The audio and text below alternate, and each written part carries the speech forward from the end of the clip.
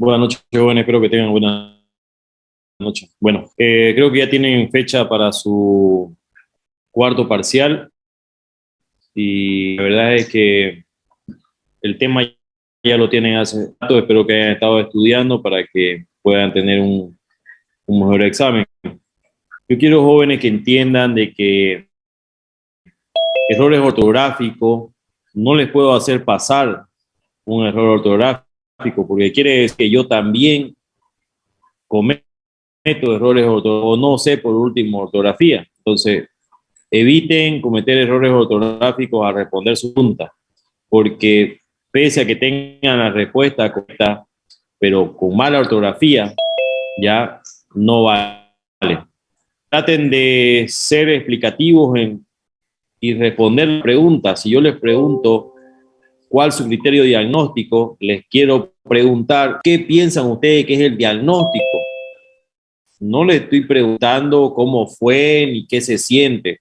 Diagnóstico es diagnóstico, el nombre de una patología. Y si le pregunto una técnica, tienen que describir la técnica, no solamente decir se hace cirugía, le tienen que decirme, porque en las diapositivas existen los nombres. Y cuando ustedes respondan un nombre propio de alguna técnica, pues tienen que escribirla bien. Mismo, escribir Galeazzi que escribir Galeazzi.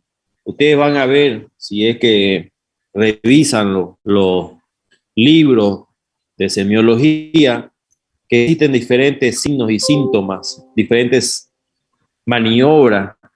Una se escribe diferente. No es lo mismo la triada de Celso que la triada de Paracelso, o en este caso la tetrada. Entonces, jóvenes, quiero que entiendan que no es maldad, es un tema de que cuando tienes un juicio de responsabilidades, una mala palabra, mal escrita, te puede hacer perder un juicio y obviamente tu licencia. Y estuvieran ustedes con un desperdicio de todos sus años de estudio por simplemente una mala ortografía o no haber escrito bien. Muchos médicos han sido sentenciados porque no han escrito bien su historia clínica o porque dieron una indicación de un antibiótico previa prueba de sensibilidad y la enfermera le puso el medicamento, hizo una alergia, shock anafiláctico, el paciente se murió. Ese médico, con poner la PPS, que significa previa prueba de sensibilidad, pues estaba ordenando de que antes de administrar un medicamento le hagan la prueba. Y si ustedes no pusieron eso y solamente pusieron administrar, ustedes son los culpables. Entonces quiero que entiendan, jóvenes, de que todos los exámenes son para que ustedes ya empiecen a actuar como médicos. Y espero que eso, para este cual, tenga un resultado más positivo. Bueno, jóvenes, este tema ya se los pasé, ¿cierto? Displasia de cadera. Sí, doctor.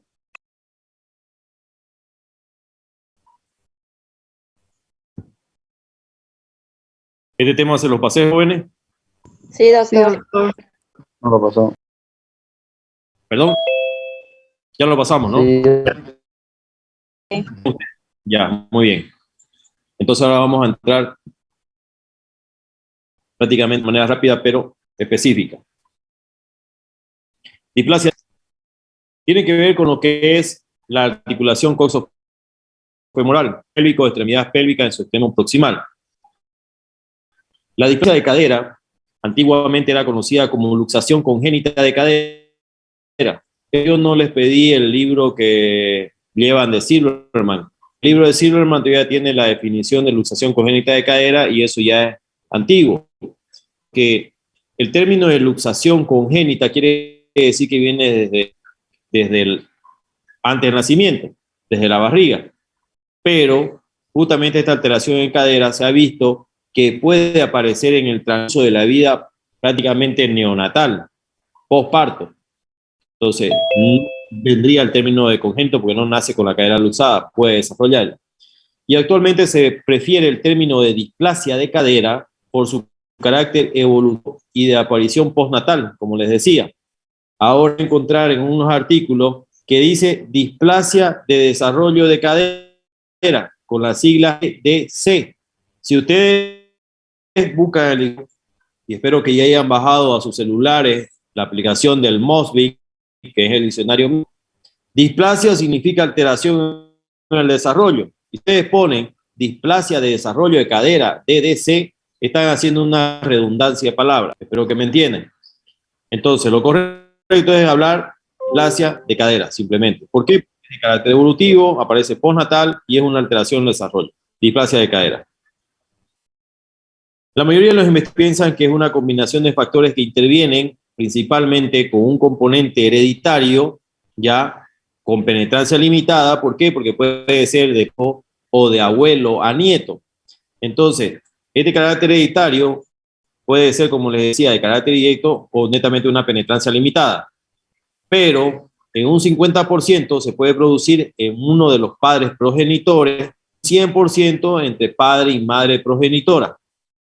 Puede ser bilateral, puede ser unilateral y puede ser pues prácticamente en todos los hijos que puedan tener estas parejas. Ahora, existen componentes o factores de riesgo que fueron descritos, pero hubo un estudio que realizamos justamente cuando estábamos realizando la residencia todo año en la ciudad de La Paz. Los libros decían que habían 3 factores: componente femenino y el lado que generalmente era izquierdo. Pudimos evidenciar, o sea, izquierda cuando está el niño dentro del embarazo, pudimos evidenciar de que 3 factores no eran frecuentes en nuestro medio. En La Paz teníamos casi 24 niños por día con displasia. Imagínense una alteración muy alta para una población. Estamos hablando que La Paz debe manejar por lo menos los 2 o 3 millones y que tengas 20 niños por día con displasia de cadera, pues una incidencia. Pero no se debía tanto a un problema genético de sexo femenino o posicional. Se debía a que ustedes ven que los niños están envueltos en sus aguayos. Tienen 1, 2, 3, 4, 5, e incluso alguna vez atendimos pacientes del Alto con más de 7 envolturas de mantilla, que el niño parecía un pequeño tamalcito, todo envuelto, y que esto hace que la aducida no se desarrolle. Vimos también de que se concordaba mucho con lo que habla en los libros, que existen factores mecánicos, posición en el útero. El niño, ustedes saben que en primera instancia tiene las rodillitas flexionadas, las tiene con los pies prácticamente hacia el pecho, las caderas en flexión extrema, los brazos dando las piernas y el niño encorvado. Y esto depende mucho a la compliance que puede tener útero, porque hay úteros que son femeninos, por así llamado, o úteros infantiles, que permiten que ese niño se pueda mover y quedan totalmente ido. Ustedes saben muy bien cuando ya entren a biología que en el útero el niño puede tener una posición cefálica con apoyo izquierdo, con apoyo derecho, una posición podálica, o sea, estar de nalguita, ya sea con apoyo izquierdo, con apoyo derecho.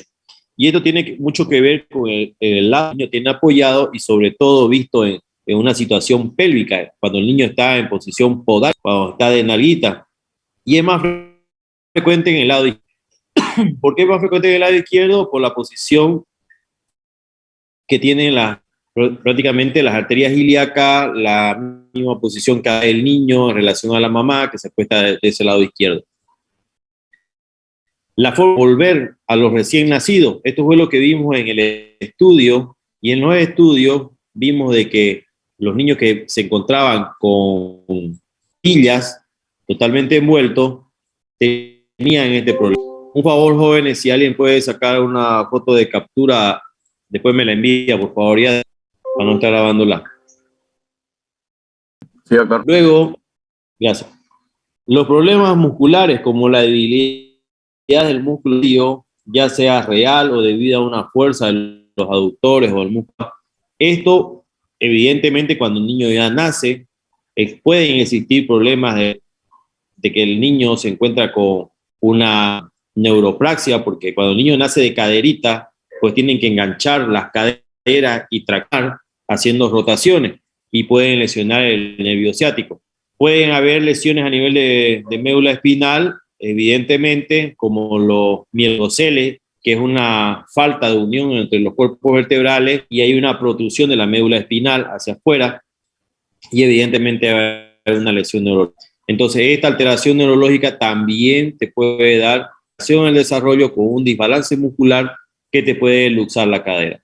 Estamos hablando de alteración de la congruencia entre la cabeza y el acetábulo. Es importante que cuando usted es antecedente de que el niño tuvo, por ejemplo, tortícolis o deformidades en los pies, como pueden ver ahí, un equinovaro o un paciente con pie talo, que es una lesión del astrágalo, como pueden ver, pies en mecedora o pies en equino con esa aducción de 90 grados, como pueden ver en la imagen, siempre tienen que ir a buscar una alteración en cadera. Ya sea que tienen la displasia de cadera, evidentemente se va a ver la alteración a nivel de los pies. Pero el niño nace y ustedes ven una alteración de tortícolis o de un pie equino, cabo varo o un pie talo, vayan a investigar la lesión a nivel de cadera. Cuidado que puede ser pregunta. Muy bien. La exploración debe repetirse cada vez y hasta completar los 6 meses, ya que la cadera, como saben, es una alteración en el desarrollo de carácter evolutivo, ¿ya? Pasa inadvertido inicialmente y después de tornar. Generalmente, porque es importante que ustedes conozcan esto, porque como médicos generales ustedes van a salir a hacer atención a un centro de primer nivel, quiero decir, a un centro de salud. ¿Y en lo que le va a tocar? Atender justamente recién nacidos. Sí, como un neonatólogo, pero van a tener niños que van a hacer sus controles dentro de los primeros 28 días, a los 2 meses, 4 meses y a los 6 meses. Y si ustedes no saben diagnosticar una displasia de cadera, pues prácticamente van a dejar que evolucione, que prácticamente tienen consecuencias prácticamente discapacitantes, deformantes, limitantes, ¿ya? Y que son prácticamente posibles. Ahora, por eso le digo que cada mes y hasta los primeros 6 meses, ese niño, con los antecedentes que le acabo de mencionar, debería ser examinado en su totalidad. Datos clínicos. El dato clave de la edad es la limitación de la abducción, o sea, el de separar ambas caderas. Generalmente la que se da cuenta de que su niño tiene una limitación cuando quiere abrir, como ven en la imagen, para cambiar el pañal, para asearlo, se da cuenta que una de las caderas no abre prácticamente, no hace la rotación externa, no acción, y es cuando consulta al médico. Y generalmente y normalmente con las rodillas flexionadas, un recién nacido puede estar tranquilo y sin llanto, permitiendo que ambas rodillas toquen la superficie de la mesa exploradora simultáneamente. ¿Qué quiero decir? Así como en la imagen, si ustedes agarran las rodillas, así como están flexionadas, y hacen la rotación externa y la abducción y abren, haciendo topar ambas caras externas de la mesa, vulgarmente llamado desgonzando, para que me entiendan, ¿ya? Pero haciendo esa abducción y rotación externa, tocando lateralmente las rodillas a la superficie de la mesa o en la cama, el niño puede estar tranquilo, pero cuando tiene una alteración en la anatomía, la articulación coxofemoral por una displasia de cadera, pues el niño tener limitación, ustedes van a provocar el llanto, la incomodidad, y si hacen una fuerza mayor con reducción, pueden escuchar, vamos a ver como los signos que les voy a describir. Cuando no se logra la apertura de las caderas, se determina que existe limitación de abducción, que es clave para el diagnóstico de la displasia de cadera. Un dato importante es la asimetría de los pliegues. Ustedes van a ver que los niños que son tienen pliegues tanto en brazos como en pélvica. Sin embargo, no es un signo patognomónico porque es mentiroso. Lo de la mitad de los muslos, debido a la acumulación de grasa, es frecuente.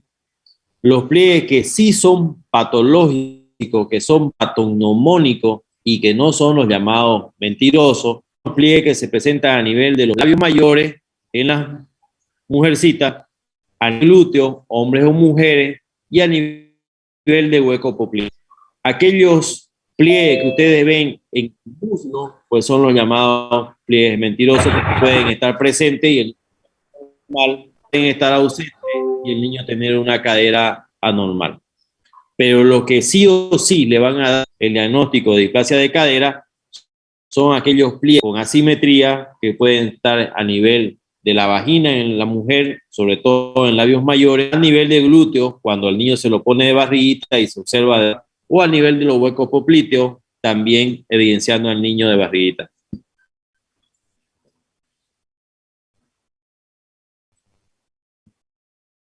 Aquí podemos evidenciar la simetría de pliegues. Quiero que vean la simetría de pliegue que existía a nivel de los labios mayores. Vean cómo este pliegue pues, prácticamente es más aumentado pliegue. La simetría a nivel de glútea, nivel de glúteos son en desnivel. Cuando existe acortamiento es justamente que se encuentra luxada o alterada. Puede en la posición suspendiendo las piernitas, tanto a nivel de los pliegues del hueco popliteo como de glúteo. En el caso del acortamiento en un desnivel va a ser el afectado. Como pueden ver, miren, no existe pliegue. Bueno, en este caso existe un nivel del fémur, dos pliegues a nivel del fémur y alterado. Si ustedes a este niño le dan la vuelta a esta situación, pues van a encontrar el acorto de la extremidad por la luxación. Si está luxada hacia arriba, pues va a tener una extremidad acortada. Lo mismo, no ver los pliegues por este acortamiento. Lo mismo, es más descendido y esté más acortado por esta situación de luxación.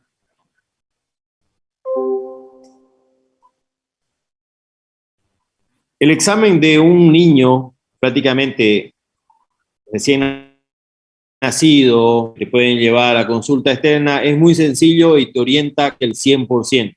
Son maniobras, aquí tienen la volumen new, que es la maniobra low, en el cual el recién nacido ya presenta inestabilidad y estas pruebas son la de Barlow y Ortolani, que acompañan de un sonido característico y quiero que ustedes reproduzcan ahorita, tómense las manos y muchos de ustedes se han sacado las llamadas mentiras, hacen sonar sus dedos. Quiero que hagan sonar sus dedos, ese sonido del dedo, ese clic, ese cluck, es el que se siente cuando ustedes realizan maniobra de Ortolani. Exactamente, ese sonido que ustedes hacen sonar sus dedos, al charquear sus dedos, es el signo característico de que esa articulación que se encontraba luxada o que ustedes han luxado vuelve a su lugar original. Es importante también que usted un número de veces discreta, porque tampoco va a dar 1, 2, 3, 4. Van a incomodar al niño y le puede dar un falso positivo o pueden lesionar el cartílago. Con que ustedes realicen 1, 2 y máximo 3 para salir de duda, es suficiente para hacer el diagnóstico de positivo o negativo en las maniobras de Barlow y Ortolani. ¿Por qué? Porque como el cartílago de crecimiento y el cartílago articular. La maniobra de Barlow, ustedes tienen al paciente en decúbito supino, de espalda. La mano exploradora, la rodilla contraria, y con la otra mano se fija la pelvis. Si van a examinar la extremidad derecha, en este caso la cadera derecha, ustedes dan la rodilla con la mano izquierda y con la otra toda la pelvis. Se realiza una aducción del músculo y una ligera presión sobre la rodilla hacia atrás. Esta maniobra al aducir, están prácticamente llevando hacia posterior la cabeza. Y con la presión, pues están haciendo la luxación exterior de la cabeza femoral sobre el acetábulo.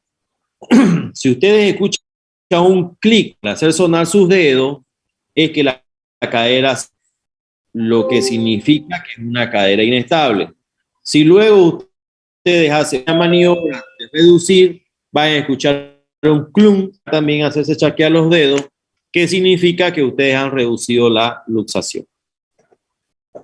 La maniobra de Ortolani es similar a la anterior, pero con los dedos índice y dedo medio de la mano oradora en la cadera contraria y sobre todo apoyados en el trocánter mayor de la cadera que van a explorar, en este caso la cadera derecha, ustedes con el dedo índice izquierdo, el dedo medio izquierdo sobre el trocánter mayor, realizan una presión al mismo tiempo que realizan una abducción, hacen una rotación externa, abren al niño, están en la rotación y hacen esta presión con el dedo índice y dedo medio, y prácticamente esa era, si estuviera luxada, se escuchará un chasquido de reentrada. Al ustedes hacer la rotación externa, están tratando de reducir, y con esa presión del dedo índice y el dedo pulgar, pues van a volver a reducir o volver a meter la cabeza femoral al acetábulo y van a escuchar ese chasquido, ese clum, que es prácticamente el sonido de la reducción de la cabeza femoral. Hasta ahí, jóvenes, ¿está todo entendido? Sí, doctor, sí. Ya. Muy bien. Continuemos. Ambas maniobras solo son primero 40 días de edad, antes de prácticamente el mes y medio. ¿Por qué? Porque el niño se vuelve más tonificado, tiene más fuerza y se puede producir una resistencia y el ponerse intranquilo es un falso positivo. Es ideal que lo realicen en el menor de un mes, en este caso neonato de 28 días. La simetría en las longitudinales es útil cuando la alteración es unilateral. Muchas veces es bilateral y pareciera que ambas extremidades son de la misma longitud. Muy bien. En extensión de las extremidades se observará un acortamiento del lado de la cadera displásica y sobre todo luxada. Como les decía, un acortamiento, un acorte que se verá en el pliegue con ensanchamiento de uno de los trocantes. Si ustedes hacen un cuadro y pueden medir la distancia entre el pubis y el trocánter mayor, grande que en la cadera luxada se encuentra desplazado hacia la derecha y ascendido. Y el acortamiento significará que hay una luxación, como les explicaba. Existen otros métodos, por ejemplo, con las rodillas flexionadas y los pies apoyados sobre el mismo plano de la mesa, de preferencia que sea una superficie rígida o sólida. Se observa la diferencia de altura en ambas rodillas, lo que se conoce como el signo de Ali o Galeazzi positivo.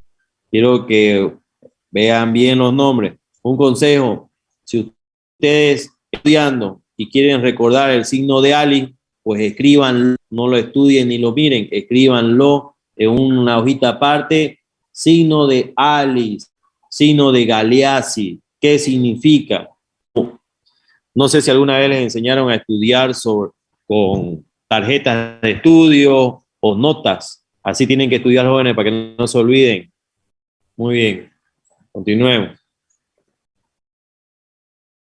Muy bien, quedo en la parte clínica. Ahora, lo interesante, radiografía.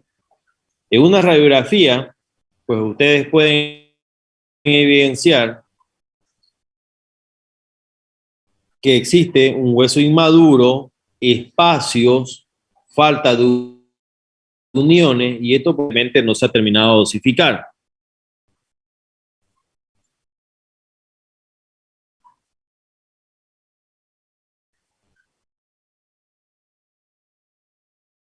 Entonces, nos hacemos referencia a líneas imaginarias o que ustedes pueden, por ejemplo, cuando toma una radiografía de pelvis de un menor de 3 meses, en este caso, menor de un año, pueden pueden trazar, una radiografía, perdón, una línea que pasa a través del triángulo triradial que se denomina Hilgert-Reiner, una línea vertical que pasa tangencial al borde lateral del acetábulo se denomina línea de Perkins. Con esta línea de Perkins y la línea de Hilgert-Reiner tenemos un cuadrante que se denomina cuadrante Overdown o cuadrante de Putty, que pueden tener un cuadrante superointerno, superoexterno, inferoexterno e inferointerno. Normalmente la cabeza femoral, que es esta, ustedes la van a ver en el cuadrante inferointerno. Si esta cabeza femoral se encuentra desplazada hacia el otro cuadrante, que es el inferoexterno, significa que esa cadera está yendo a la luxación y puede estar en el cuadrante inferoexterno, puede estar en el superoexterno y evidentemente está luxada. Luego tenemos otras líneas, por ejemplo, trazando una línea el borde inferior de la rama del pubis y continúa el borde inferior de lo que es el cuello femoral y la metáfisis hasta el tocante mayor, pueden ver que se dibuja un arco perfecto, el cual se denomina el arco de Shenton. Existen otras líneas que nos pueden ayudar a verificar si existe una relación congruente entre lo que es el acetábulo y la cabeza femoral, que son las líneas de Shaw-Rivarola, que se traza tangencial al borde de la acetábulo y tangencial a lo que es la fisis femoral. Si estas líneas son paralelas, pues evidentemente esta articulación es congruente. Pero si esta línea de Shaw-Rivarola elevada, casi vertical, y esta línea de la fisis fuera como está ahorita y fueran divergentes, pues están ante una incongruencia articular. El índice tabular es muy importante para medir. ¿Por qué? Porque las displasias de cadera tienden a tener índices acetobulares mayores a lo que se pueden encontrar en diferentes etapas de recién nacido, porque tenemos etapas recién nacido, menor de los 3 meses, de 6 meses, mayor al año, entre los 15 años. Pero ustedes tienen que saber que al nacimiento el índice es de 27 a 30 grados. Más allá de los 30 grados, pues estamos ante una alteración a nivel acetabular que es como si fuera una displasia. Muy bien, aquí tenemos un estudio, en este caso una radiografía, en la que podemos evidenciar si hacemos todas las líneas que vimos en la imagen anterior, la línea de Shaw-Rivarola, Hilgert-Reiner, intertabular, altura femoral, arco de Shenton. Si acá podemos ver los cuadrantes de Overdown con la línea de Hilgert-Reiner, Perkins.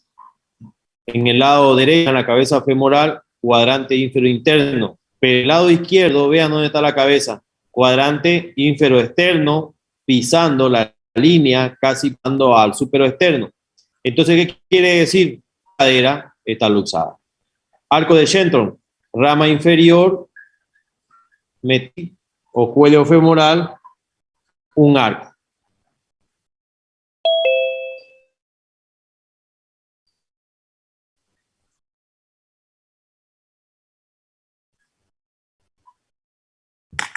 Y si pueden ver el lado izquierdo, el mismo arco de Shenton, pues en las alas de una gaviota, que incluso se llama signo de la gaviota, ¿ya? Pero vean esta deformidad a diferencia de la dorsal.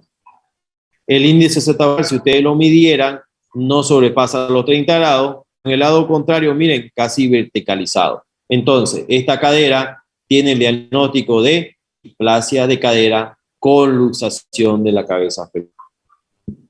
El tratamiento es sencillo.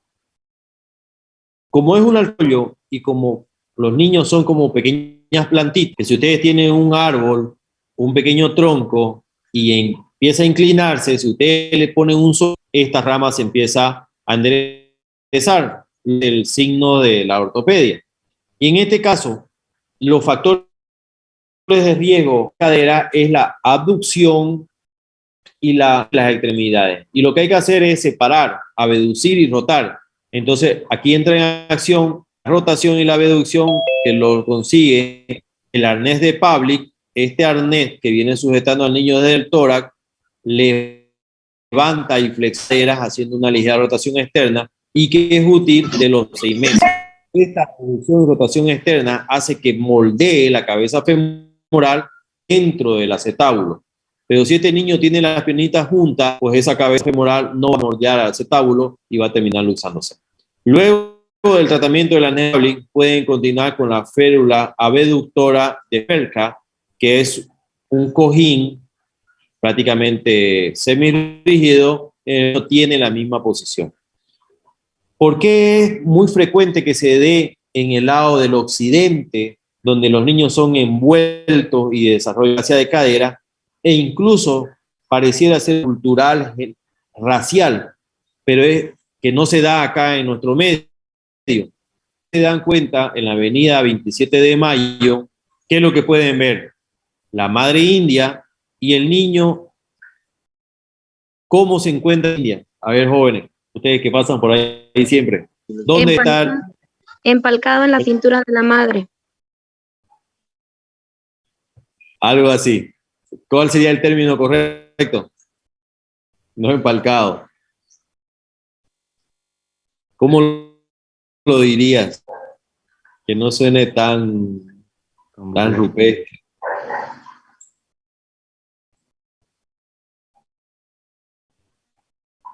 No empalcado. ¿Cuál sería como la definición? Doctor. El niño se encuentra en una posición de ahorcajada a nivel de la cintura de la madre. Cajada es justamente, como dice su compañera, empalcado, montado, ¿ya? Ahorcajada se llama. El niño, entonces, si ustedes se dan cuenta, en nuestro medio, la madre, desde que nace el niño, lo tiene a un costado, ¿me entienden? Con las piernitas, como pueden evidenciar aquí, abiertas y en rotación externa, lo que indirectamente está haciendo que ese niño desarrolle normalmente su cadera. Ustedes no van a ver un niño en el occidente, en el Alto, en La Paz, en Cochabamba, en Tarija, no van a ver un niño así. Y es donde justamente existen muchos niños con displasia de cadera. En el oriente, la costumbre que tienen las mamás de ponerlo a horcajadas a nivel de la cintura, el niño mantiene esta posición y desarrolla normalmente su cadera. Eso como un dato cultural. Bueno. Vean cómo es la evolución. Este es un de 4 meses en el cual, vean, su casi verticalizado, podemos ver un vestigio de lo que es la osificación de la cabeza femoral. Generalmente la cabeza femoral empieza a osificarse en pequeñas sombras a los 8 o 12 semanas de haber nacido. Quiere decir que a los 2 meses ya ese niño debe presentar estas cabezas femorales, pero cuando existe una displasia no se va desarrollando. Ese es otro signo, la ausencia de osificación de la cabeza femoral. Entonces se empieza a realizar el arnés de Pavlik mañana, tarde y noche durante un mes, realizando controles, y en el cual se puede evidenciar de que empieza a moldear, miren, de ser verticalizado, ya empiezan a ver un acetábulo convexo y centralizado y empiezan a aparecer las cabezas orales. Continuamos con el tratamiento prácticamente y pueden evidenciar que los acetábulos se encuentran horizontalizados y con cabezas femorales mucho más evidentes que cuando se inició. Un control prácticamente ya casi a los 24 meses, 2 años, pueden evidenciar cabezas femorales totalmente esféricas, cavidades acetabulares evidentes, tanto anterior como posterior, y significa que el tratamiento fue exitoso. Bueno, jóvenes, espero que puedan repasarlo, leerlo ahora en la noche de nuevo. Este tema es muy bonito, muy importante que sepan la maniobra de Barlow, la de Ortolani, que sepan radiológicamente hacer este diagnóstico a través de cuadrante de Ureda por la configuración de las líneas de Perkins, Renner, arco de Shenton, de Chaudin-Rivarola, las líneas paralelas.